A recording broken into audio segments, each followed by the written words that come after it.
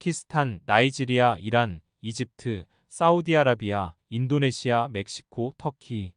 이 나라들은 구매력 평가 지수 기준으로 2050년에는 대한민국보다 국내 총생산이 높을 거라 전망되는 나라다. 원인으로는 가파른 인구 절벽이다. 인구 절벽은 대한민국의 경제를 최단 시간 축소시킬 것이다. 이는 영국 런던에 본사를 둔 세계 1위의 다국적 회계 감사 기업 PwC의 전망이다. 반면 이런 전망도 있다. 영국 싱크탱크 경제경영연구센터인 CEBR에 따르면 한국의 명목 GDP는 7위까지 올라설 것이며 한국의 제조업 의존도가 크게 줄고 점차 기술 의존 국가가 될 것이라고 봤다. 또한 경제대국 클럽에 합류할 것이라고 전망했다. 개인적으로 저출산은 큰 문제라고 생각한다. 다만 저출산은 피할 수 없는 흐름이다. 미국 심리학자 매슬로우에 따르면 인간에게는 기본적으로 5대 욕구가 있다. 첫째, 생리적 욕구. 둘째, 안전의 욕구. 셋째, 사회적 욕구. 넷째, 존경의 욕구. 다섯째, 자아 실현의 욕구. 인간은 충분하지 않은 욕구를 갈구하도록 되어 있다.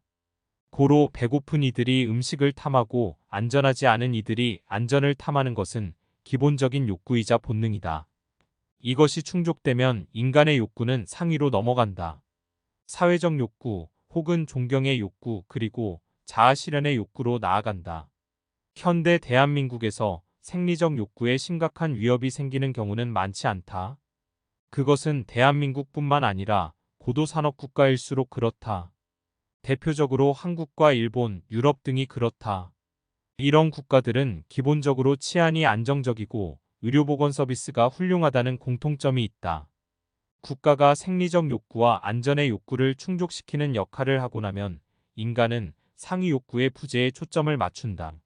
이로써 소속감에 대한 욕구를 가장 중요한 욕구로 생각한다.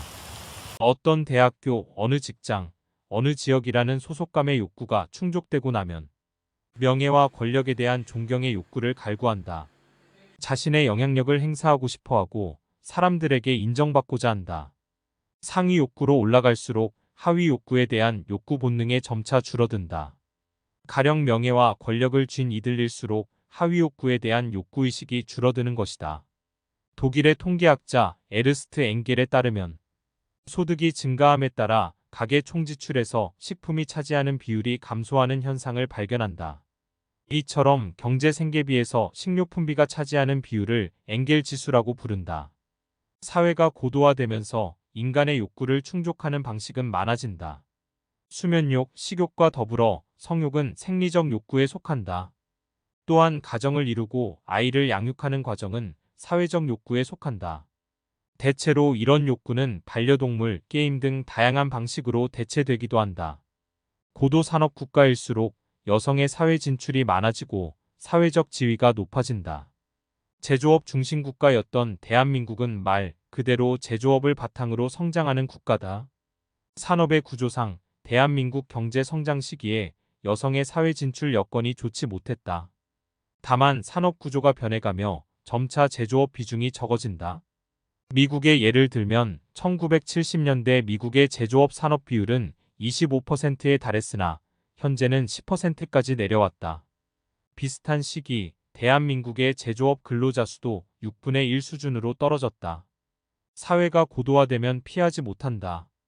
과거 농업과 공업산업 시기에 사람은 노동력이었다. 다만 현대 시대에 가족 구성원이 하나 더 있는 것은 노동력이 높아지는 것과 크게 상관없어져 간다.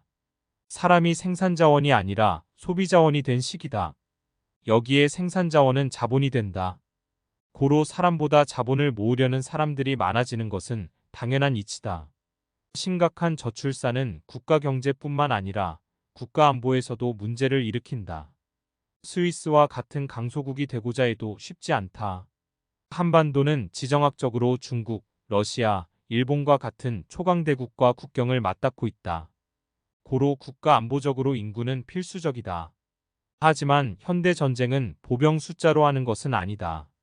이지스함을 운영하기 위해서 함장과 레이더 기술자, 센서 기술자, 무기 제어 담당자, 통신 담당자, 전술 요원, 정비원 등이 필요하다. 단순히 많은 머릿수가 아니라 체계적인 교육 시스템과 기술력이 더 중요한 시기다. 북한 최고 전투기로 알려진 미그-29나 수호-35는 대한민국의 KF-21과 비교조차 할 수 없다. 북한의 최고 전투기들은 스텔스 기술이 적용되지 않았을 가능성이 높다.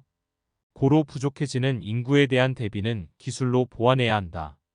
대한민국의 기대 수명은 세계 최초로 90세를 넘겼으며 세계 1위다. 세계에서 덜 태어나지만 덜 죽는 나라이기도 하다. 자본과 기술이 쌓이려면 시간은 필요하다. 토마스 멜서르의 인구론에 따르면 인구 증가와 자원, 토지 등의 후생의 가용성의 관계를 보면 후생 가용성은 산술적으로 증가하지만 인구는 기하급수적으로 증가한다.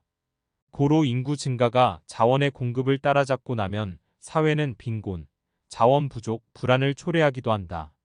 이를 해결하는 방법은 기술 증가다. 다만 아이러니하게도 기술 증가는 자원 증가가 필수적이다.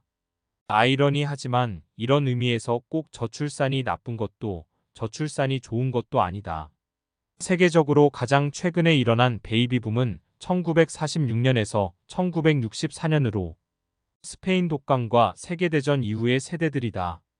이들이 태어난 시기는 생명과 안전의 위협에 직면한 직후이며 이런 사이클은 대체로 돌고 돈다. 어느 시대와 세대가 될지 모르지만 이런 변화의 폭을 완곡하게 바꾸는 것은 꽤 필요해 보인다.